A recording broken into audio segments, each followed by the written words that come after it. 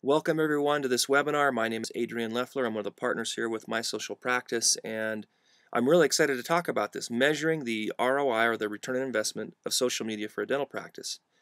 And the reason is because sometimes I get this question. I'll get it from a doctor or maybe a practice's marketing manager when they're considering using our company to help them build a social media campaign. Over the last few years, as we've worked with dental practices and orthodontic practices to help them build social media campaigns, we've become more adept at answering this question. It's not a question that's very easy to answer if you haven't had a lot of experience within social media, but because we have, and that's pretty much all that we do, I'm going to show you exactly what practices get out of social media. So if you're trying to make a decision about whether or not to do this and to invest in a company like ours, or hire somebody internally, or hire another company to help you build a social media campaign, this should help you understand whether or not it's going to be worth your time and your money. The best way to start off this conversation is to ask this question: what kinds of businesses benefit most from social media marketing? I ask that because there's a tendency for people to think that social media is most beneficial for large, huge, like international brands like Nike or an entertainment company or something like that. But as we have been involved in social media, we feel differently. It's not that it's not good for large organizations, because it is. It's just that we feel that it's more beneficial for small businesses. And I'm going to use this page, Lady Gaga's page, as an example. If you don't know who Lady Gaga is, then you're lucky. She is a huge international entertainer. She's a singer. And this is just a snapshot of her Facebook page. She's got 49 million followers, and this is like a few months back, so I don't know how many she's got now, but these are people that have gone to her Facebook page and they have clicked the like button. So they've liked her page, and what happens is they've done that because they want to see posts that come from Lady Gaga. So every time she posts something, that post will get copied or syndicated into the individual Facebook account of all these people. Now, if you look at this post, it looks like this post went out and 41,730 people saw that post and they clicked the like button. So they clicked the like button on that particular post, the thumbs up button. And then she had almost 4,000 comments. Now, what we want to do is we want to measure this according to what we call reach. Reach has to do with the number of people that have seen the post and interact with it. And if you look at the number of people that actually follow her, almost 50 million, and the number of people that are interacting and seeing the post, she has a 0.001% reach. Now, in correlation to that, I'm going to use this as an example, and this is one of hundreds of examples that we could show you. But this is an image that we created and sent to Champagne Family Dentistry. We got all these pictures out of an old hygienist magazine, and we laid them out in this funny Brady Bunch kind of layout. And Champagne Family Dentistry posted it to their Facebook page and said, "We're looking to update our assistant and hygienist uniforms. Vote for your favorite." So they were joking, obviously, but they got a lot of comments. They got all these comments, and they got some more, maybe 20, 30 comments. But the reach was extremely high. You can see here they've got 736 followers, and there were 730 people reached. So they reached almost as many people as they have followers. That's way, way high. And it's very common for a small relationship-based company to have that kind of reach. So to answer the question, we believe that relationship-based businesses like your dental practice are the best types of companies to use social media, because social is about relationships. That's what it is. Let's talk about how social media is affecting internal marketing of a dental practice. This is a pin board. You've probably had something like this in your office at some time, or something similar. But basically what it is you would take pictures of events or patients or your staff or yourself, and you'd pin it up around the office so that when patients come in, they get an opportunity to see how you're involved in the community, or get an idea about the culture of your office. Pinterest is a social sharing tool that has completely replaced the pin board idea, at least the pin board that you put up in your office. They call it Pinterest because it's built on that pinning strategy. You're pinning something online, so that's why I call it Pinterest, meaning interest, but pinning it. So it's built on creating these boards related to a certain topic. This is Stephen Durham from Durham Dental, and he's a client of ours, and this is his Pinterest account. And basically you can see that we've got these different boards. We've got products we love, did you know, healthy health, crafts, and so on and so forth. Each board has its own subject, and whenever the doctor or his staff is interested in pinning something, they would either create a new board related to that pin or that image, or they were going to pin that image to one of these boards. You can create whatever kind of a board that you would like to create. This is another practice of ours, and they've got dental facts just for fun, dental blogs, products we like, about Dr. Martin, about Dr. Shang, local events, recipes, videos, inspirational quotes, and you can just imagine the types of boards that you would want to set up in your Pinterest account. But the way that it works is if we just click down here, let's go to this About Dr. Shang board. If I click on that, it takes us in to the board, and you can see these different images that have been posted to this particular board, and there's information below each image talking about why they pinned it. So this one with the elephant in Africa, it looks like. Dr. Shang also loves to travel and has been to Africa, and so on and so forth. So the idea here is you're creating the pin board that would have been in your office, but you're putting it online and you're getting people to follow you. If I follow this board, this particular board, every time they pin something, I would get it copied into my account, and I would see it in my own Pinterest account. Facebook has its own way of sharing photos, and it's through the Photo tab right here. Once I click on that tab, it takes me into a page that has all these different photos. And so here's an example of Dr. Holmes, who went and donated some time at a local elementary school. And I'm just going to scroll down here and show you some of the different photos. So they took all these pictures and they posted them to their Facebook page. And then if you go further down, it's got, they've just got tons and tons of interaction. There's some blog post ideas and Facebook post ideas that they've posted to their page. Lots of friends and patients that have been involved and posted pictures, right? This is another practice's Facebook page, the Smile Spot. This is Dr. Kest, and he was involved in, he's very involved in the community, and I'm just going to scroll down here and show you some of the pictures that he's posted. But here's a fun run that he did with kids in the area. Here's a candy buyback program that he did, the pictures that he took there with the kids who came in to bring their candy back in and get a prize from him. It just goes on and on and on about how these practices are involved in the community. Here's another doctor. I'm on their photos tab in their Facebook page, and this practice gets involved in a lot of community events. Here they're involved in raising a house for the Habitat for Humanity. And as I click through these pictures, you can see they're just like a photo, just like a pin board.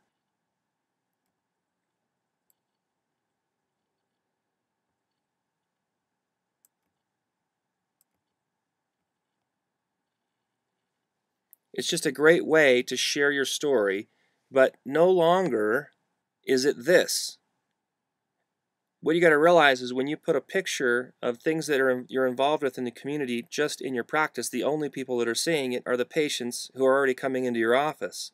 Whereas if you use social media like Pinterest and Facebook and Google Plus and all these other tools, you're actually marketing to a much, much wider database.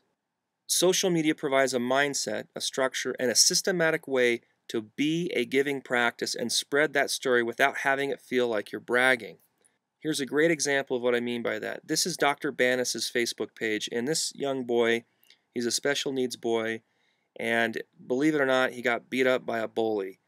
And Dr. Banis felt horrible about the situation, and so he offered to help fix the kid's teeth at no cost. And so they did it, and they posted a message on their Facebook page that said this: "For the bully who tried to mess up Austin with a fist, we are laughing at you. Austin is the hero." Dr. Banis had no idea that this would kind of go viral, but it got picked up, and it got picked up by news stations and got picked up all over the place about what he did. And he had 5,324 people like the post, 107 shares.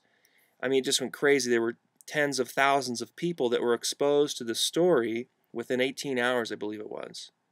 And it's important to know that Dr. Bennis was never trying to do this on purpose. This was not intended to be a viral campaign. He's just doing what he's always done, which is he's a caring practice. He cares about his patients, and he helped this kid, but was not doing it with the intention to find new patients. But you can see that the people from all over the place were very interested in using him as their new dentist and recommending him and so forth. So this is the way that social media changes the environment of how marketing works, is that it just gets shared without you really managing it.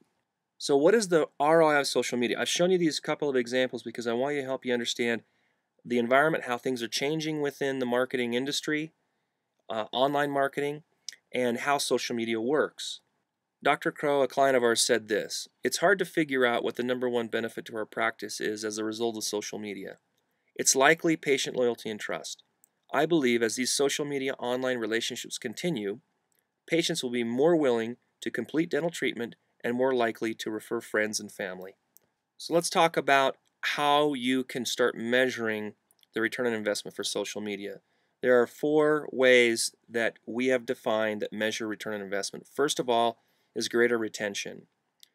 You're going to get greater retention because every dental practice loses patients every year. And different studies say different things, but from everything that I've looked at and that you've probably looked at, it looks like there's somewhere between 8 to 15% of a patient database that leaves the practice every year. Now that could be due to relocating, it could be due, unfortunately, to death, or a host of other things. Obviously, we have no control over those situations, but we do have control over the patients that are still in the area, that are spending money at another dental office down the street. And imagine if that was just 5% of your database and you have 1,000 patients, active patients. That means every year you're losing 50 patients to other dental offices. Well, social media focuses on building relationships that decrease attrition, that strengthen your retention, because you're building an online community, people who are following you that are interested in what you're doing. You're commenting, you're getting likes and responses, and you're basically staying in contact with your patients. It creates top of mind awareness in between the periods at which they actually come into your office. This will definitely decrease attrition. And there are studies after study after study after study that talk about the cost of replacing a new consumer or customer or patient versus retaining a patient. And the studies that I've looked at are varying, but you'll end up spending 300 to 1,000% more trying to replace a patient than retaining one. So it focuses on retention. There's increased case acceptance, just like Dr. Crow mentioned there. Building a better relationship sets up a situation where patients are more likely to accept treatment. So the other thing that this does is social media it's not static. So basically it has to do with you pushing out information to your patient database on a regular basis. And a lot of it might be educational information. As much as we've been monitoring the social media relationships of the practices that we work with, it's obvious that patients don't know about all the treatments that the practice provides. And so by simply educating your patient database, you're going to educate them about things that they may not have known that you do. So that's another big function of social media. It's educating your patient database. So if a patient doesn't know that you provide orthodontic treatment, or if you do teeth whitening or Invisalign or whatever, then how in the world are they going to ever purchase it from you? The third way that we measure return on investment is through new patients. Social media marketing, internal marketing, and word-of-mouth marketing are all basically the same thing. They all kind of cover the same ground. If you're building a really strong social media campaign, it's just a natural extension of your internal marketing system. And so if you're a practice that is focused on trying to create referrals, you absolutely have to do social media. There's just no way around it, because that's how people communicate nowadays. They speak and communicate and refer through social media tools. It's a big part of how people communicate. So referrals and new patients is definitely a way that you can measure your return on investment through social media. The fourth way that we measure social media ROI is through added practice equity. At some point, you're going to sell your practice, and your practice is worth how many charts you've got in your office. If you've got more charts, it's worth more money, and social media will put more charts in your office. It's just that simple. If you're retaining patients if you're generating new patients and you have a really high case acceptance, your practice is just going to be worth more money, and it could be worth tens and possibly even hundreds of thousands of dollars more. I want to show you a few examples, so we're going to connect the dots between social media efforts and ROI results. Here's a quote from Dr. Holmes. "We knew that there was power in social media, but didn't realize to what extent. We noticed a significant increase in new patients who walk in ready to start treatment. Before they come in, they already know us." Here is an example of a young man named Addison who came in to work with art dentistry, and he was getting married, and he had some work done in his teeth. And here is the picture that they took before he had the procedure done. And I'd like to read this short exchange below the image. Karen says, "Where's the after? Art dentistry. Should be loading as we speak." Karen, "Did not realize you did orthodonture." Karen, "By the way, see you tomorrow at 4:30. Then art dentistry says, "We don't do orthodontics. Dr. Martin did some bonding in this case. He does amazing work." And then Karen says, "I need to send my 23-year-old son to you. I will ask questions tomorrow." So she's obviously a patient, but she didn't know that they did bonding, and it's possibly going to drum up some additional business. And that's all just from posting this image. So that post, if we were to take that post and we're going to relate it to one of these 4 ROI positions, we're definitely talking about greater retention, obviously increased case acceptance, and it's a new patient as well with her other son. "One patient actually chose me because I appeared to be so available and open, never hiding from my patients. That same person said that he very much appreciates a professional who is transparent and accessible." That's from Dr. Fenderson. And I have to be honest with you, I hear this quite a bit, and it's very apparent that within the younger generation who use social media actively, this is what they prefer. They prefer openness and transparency. This example is coming from one of our clients' blogs. Here's an article that was posted, "Thoughts on Oral Piercings and Your Oral Health." For all the blog articles that we write for our practices, we obviously try to make them look nice and interesting. And at the bottom of each article, we have a comment section so that after a patient reads it, they can comment. So this is the comment section from that particular article. And you can see that she's got 5 responses. 3 patients had commented, and the practice actually responded directly to the patients. So a great way to build a connectivity, to build value, top-of-mind awareness, and so forth. And that relates to your social media ROI example through greater retention. Is retaining patients in between their appointments. They might have come in 3 months ago and don't expect to see you for another 3 months. But here they are, commenting and reading your blog posts and staying in contact. It's going to create loyalty. It's going to increase your case acceptance. There's definitely a relationship there, and it's going to add to your practice equity. People seem to really care a lot about our team's personal information, such as office anniversary, a wedding, a new baby. Patients feel like they are connected to our office on a personal level, and that's from Dr. Mundy Burgett. So here's an article from Cranford Dental. This article's really funny. I've actually used this article in other examples, but because it's so wild. But April, who is one of the assistants there at their office, is an alligator hunter. And so she went out and she got this alligator, and then we created a blog post about it and posted it to their blog, which then also showed up on their Facebook page and a whole bunch of other places. And I'm just going to kind of scroll through the images here. Here she is hanging the alligator up by its neck after she'd gotten it, and then here she is cooking the alligator. But kind of fun. Anyway, she got a lot of comments. So these are their patients. I'll just read one of these to you. Lisa Warner, the top one says, "It looks like April is as good at gator hunting as she is at dental assisting. So you're my hero, April. When I grow up, I want to be just like you. So glad you finally caught a big one." And this is what we're looking for. We're looking for interaction like this. Here's another example of communicating with your patients. This is by Dr. Mike from Pinebrook Dental Care. Dr. Mike actually had a heart attack, and he was taken into the hospital, and they posted this to the Facebook page, and just was inundated with people who care about the doctor and were concerned about him.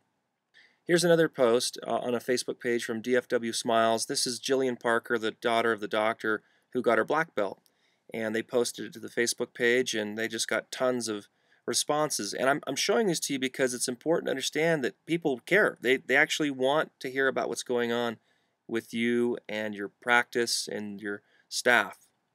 Posts like these increase the ROI of social media through greater retention because you're building loyalty, you're building better relationships, and it also helps towards adding equity to your practice. We are truly building an online community of our patients, parents, families, and friends. Once you have a foundation, it's easy to build from there, and that's from Dr. Anderson. Here is Dynamic Smile Design, and they had a patient appreciation party. They do these all the time, and we create these blog articles with video and pictures from their appreciation parties. This is a Facebook post idea. We actually, as part of the service that we provide, we send out every day an idea that you can post to your Facebook page, and they're designed to elicit a response. So fill in the blank, I can't live without my blank, and you get all of these responses. Here's a blog article from Dr. Della Grammaticus. He likes to do a patient of the month, and this patient here won some tickets, and it's just about the article, and it talks about how much they love their patients and so forth, but this comes out every month. Halloween candy buyback, kind of like the earlier example that I showed you from Dr. Kest. This is a great program to run around Halloween, and we've created a really simple blogging system that creates an article about that program. So all of these types of articles focus on greater retention and building the practice equity. We've noticed a lot of popularity with promotions where we give away prizes, and that's from Dr. Lee, a client of ours. One of the most important things that you can do when you run a social media campaign is that you constantly run promotions, and these promotions are designed to get people to get involved.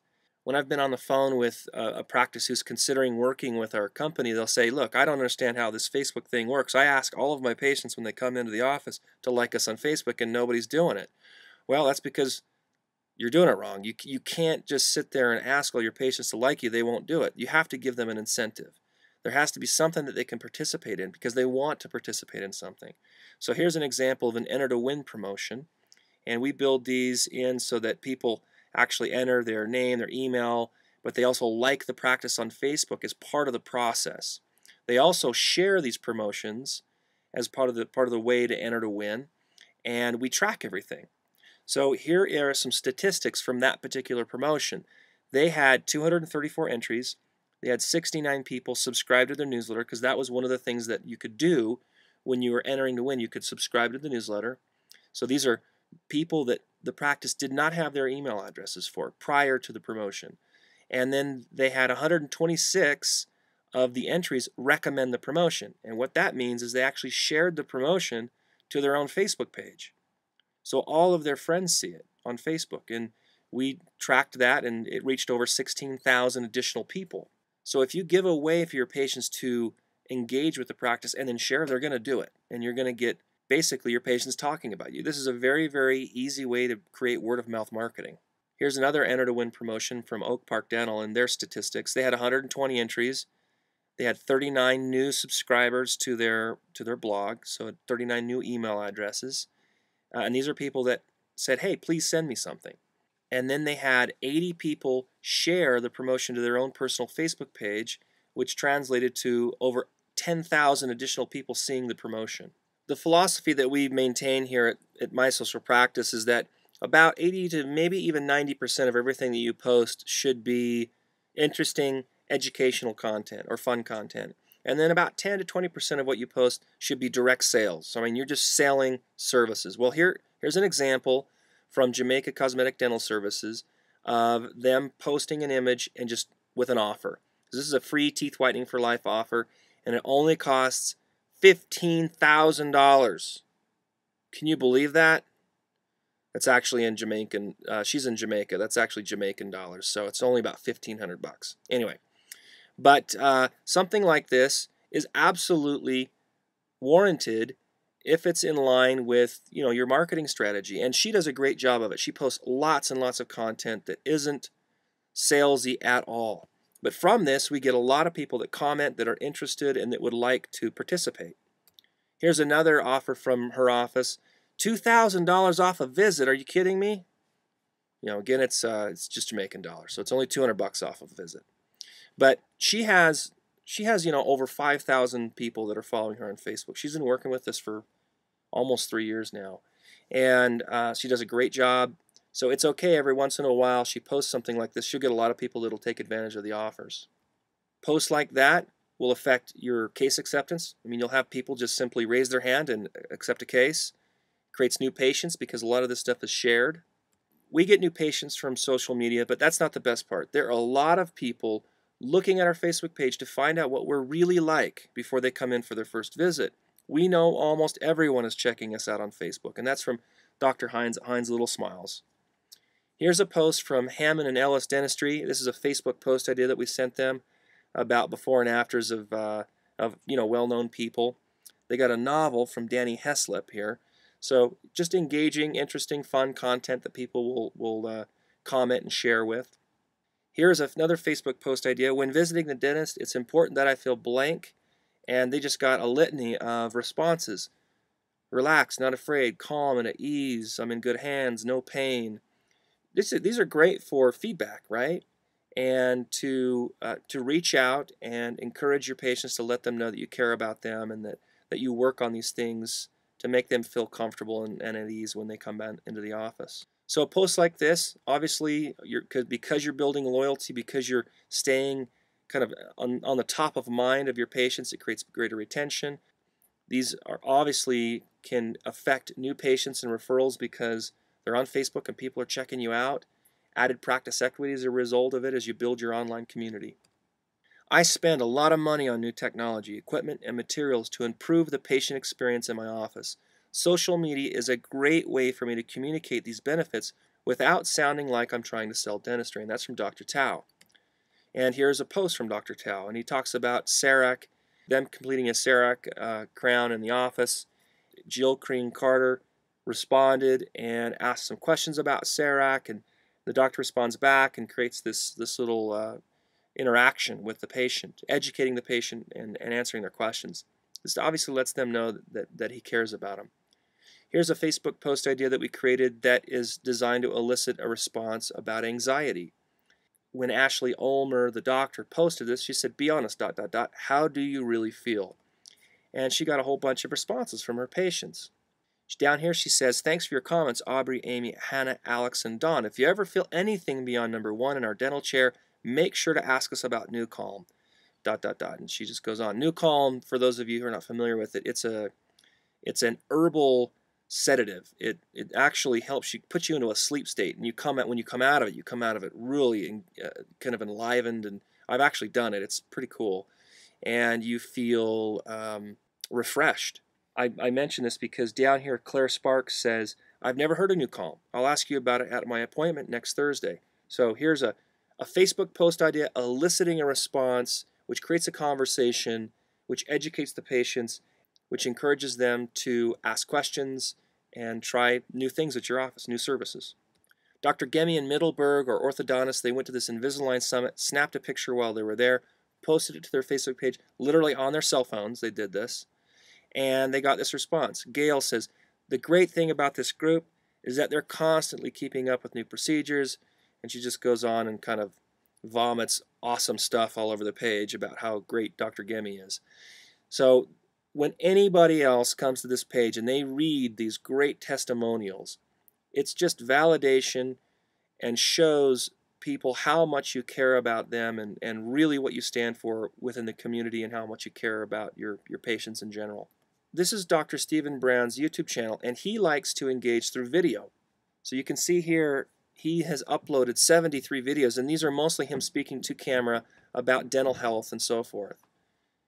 This is Madeline Zapantis and her Twitter account, and she uses this to not only communicate with her patients, but also to communicate with other businesses within the industry. So you can see here on the 23rd of February, she says, "Finishing up patient care, then off to the Digital Dentistry Symposium in Atlantic City. High hopes for a great CEREC conference." And then 4 days later, she says, "Oops, forgot to give thanks to Patterson Dental for a great CEREC conference this weekend in Atlantic City. Good job." Just a great way to kind of stay in contact and let people know that you're involved and so forth. All of these posts relate directly to the ROI of social media: greater retention, increased case acceptance, new patients, and added practice equity. I wanted to come back to this quote really quick before we end from Dr. Hines. I've got lots of different quotes kind of related to this. It says, "We get new patients from social media, but that's not the best part. There are a lot of people looking at our Facebook page to find out what we're really like before they come in for their first visit. There's a question here that you need to ask yourself, and that is this: how many patients aren't calling your office because your social media is a desert? There's nothing there. You're not doing anything. And that's a question that you can ask that you cannot measure because you don't know if they're not calling. I think it's a valid question, and it's one that you have to ask yourself to decide, do I really want to have a great impression online? I hope that this webinar is bringing to light what social media is and how it should be used to benefit your practice. Before we end, I wanted to show you really quickly just a screenshot of all the things that are involved in the social media campaign that we developed for an office. We've got newsletters, we've got the social media website or the blog site that we build. We use Google+, Facebook, Twitter, YouTube. Pinterest isn't on the page here. We use Pinterest. And if you use LinkedIn, we can incorporate LinkedIn. We have in-office materials that correspond to the promotions that we run, and the promotions, I've shown you a couple of examples of those. We write a lot of blog content. We have a custom blog post library that allows you to write blog posts in like minutes. We've got amazing training and weekly and daily emails that are following up and educating, and I mean, we just got a great solution. I am absolutely confident that if you worked with us, you'll be happy with the service. And I think you'll even be more excited about this. We regularly charge $1,495 to design and build and set up everything in the social media campaign. And I'm not going to charge that. I'm going to waive that for everybody that sat in on the webinar. We also won't charge a contract. We won't have any type of a contract. It's just a month-to-month agreement. So you're not locked in for a year or 2 years or anything like that. The only investment that you're going to make is $299 per month. I am confident that if you worked with us, you'll be happy with the service, you'll be happy with the results, and that you'll end up using social media to build your practice on a long-term basis. If you want to take advantage of the offer, give us a call at 877-316-7516. I'll speak with you, or I'll have one of the team members speak with you, and we'll go into detail about exactly what's involved in the social media setup, everything that we build and design, and how it's all kind of connected together. Because I haven't taken any time on this webinar to talk about exactly what's involved in the campaign. If you can't call, that's not a problem. Just shoot us an email at info@mysocialpractice.com and just put in the subject line webinar, and we will reach out to you and get a hold of you. I hope that you've enjoyed the webinar and that the examples I've shown you have shed some light on the value of social media and the value of using social media in your office. We would love to work with you. Please reach out to us if you have any questions, and we hope to see you soon.